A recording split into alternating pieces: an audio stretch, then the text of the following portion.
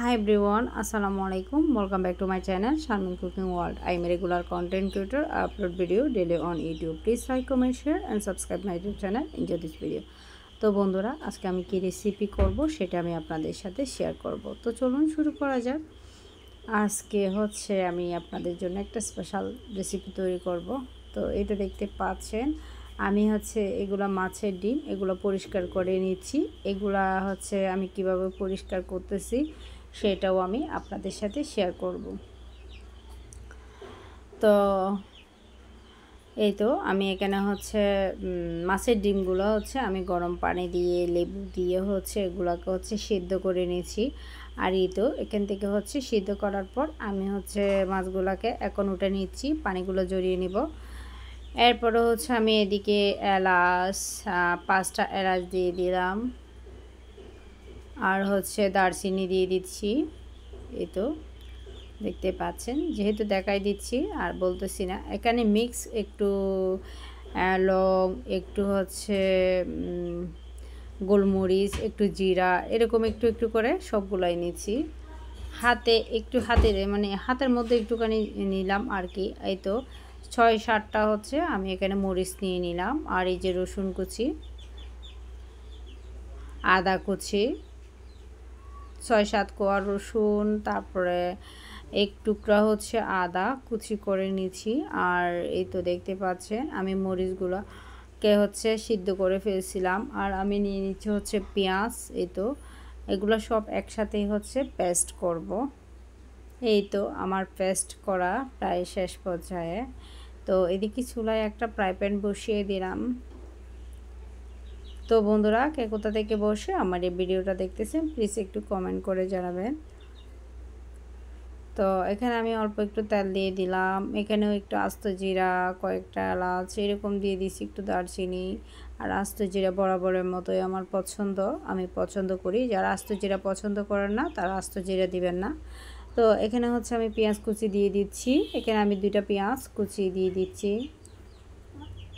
তো এগুলো দিয়ে আমি এগুলোকে হচ্ছে নাড়াচাড়া করে নিব। একটু রসুন কুচিও দিচ্ছি। রসুন কিন্তু আমি পেস্ট করছি, তারপরও এখানে একটু দিচ্ছি রসুন কুচি।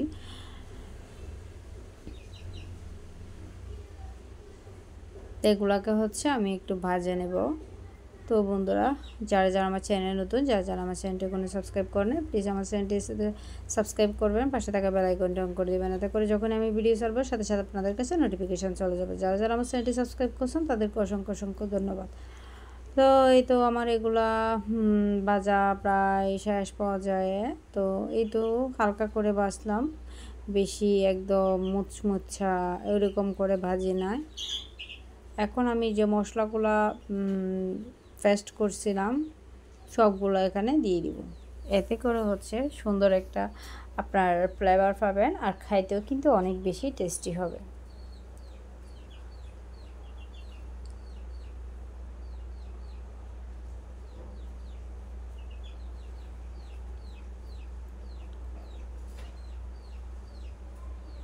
তো আমি এক এক করে হচ্ছে সব দিয়ে দিচ্ছি।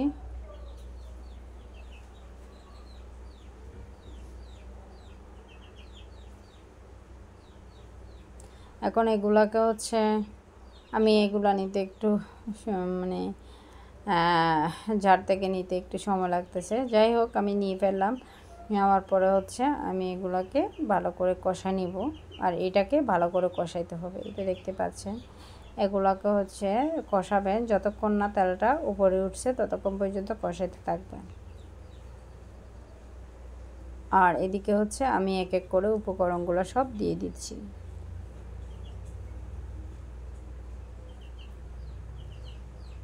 1 চামচ ধনিয়া দিয়ে দিছি, 1 ধনিয়ার গুঁড়া, আর 1 চামচ হচ্ছে হলুদের গুঁড়া আর একটুখানি দিলাম। মাছের ডিম কে কে পছন্দ করেন অবশ্যই কমেন্ট করে জানাবেন। আর আপনারা কীভাবে মাছের ডিম রান্না করেন সেটা অবশ্যই কমেন্ট করে জানাবেন। আর আমার রেসিপি আপনাদের কেমন লাগে অবশ্যই জানাবেন। ইদানিং আমার চ্যানেলে ভিউ একদম কমে গেছে, প্লিজ আপনাদের সহযোগিতা কামনা করতেছি। তো এই তো এগুলোকে কষানোর পরে হচ্ছে যখন একটু তেল উঠছে তখন আমি এখানে একটু পানি দিয়ে দিব। পানি দিয়ে হচ্ছে এগুলোকে আমি একটু কষিয়ে নিব।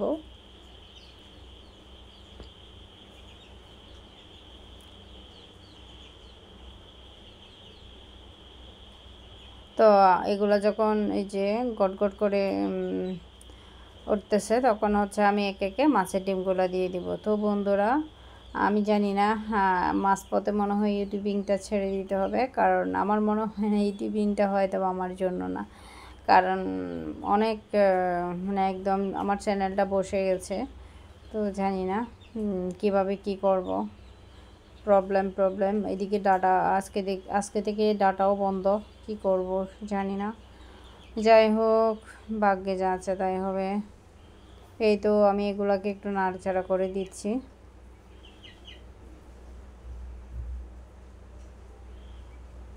গরম গরম ভাতের সাথে কিন্তু মাছের ডিম খেতে অনেক বেশি মজা।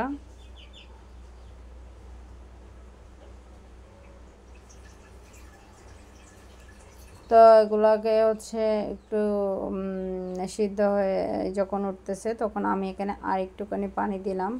তো পানি দেওয়ার পরে হচ্ছে আমি একটু লবণ দেখতেছিলাম আসলে লবণটা হয়েছে কি না। হ্যাঁ, লবণটা কম হয়েছে, তো আমি এখানে লবণ দিয়ে দিলাম। তো আমি হচ্ছে এগুলাকে একটু নাড়াচাড়া করে দিব।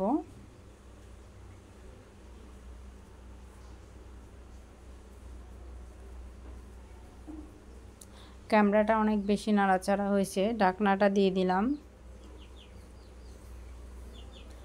5-6 মিনিট পর আমি ঢাকনাটা তুলে নিলাম।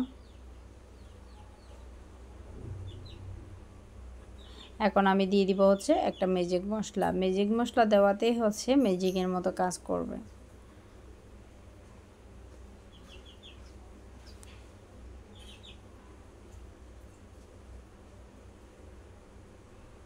তো এগুলাকে একটু নাড়াচাড়া করে দিচ্ছি, ঢাকনাটা দিয়ে দিব।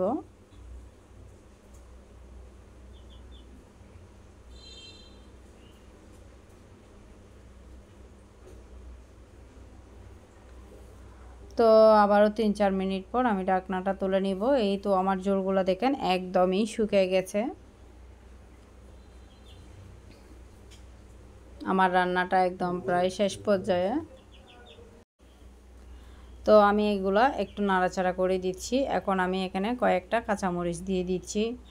তো এই তো আমি এগুলাকে দেখতেছি যে দেখতে কেমন হয়েছে। তো দেখেন মাশাআল্লাহ অনেক সুন্দর হয়েছে রান্নাটা, আমি নিজে বলতেছি।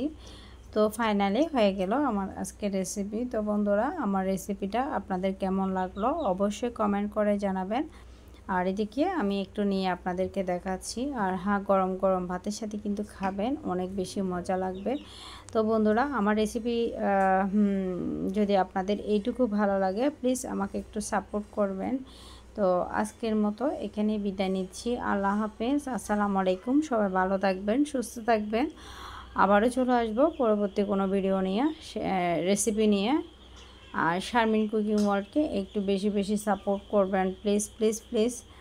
তো আসসালামু আলাইকুম।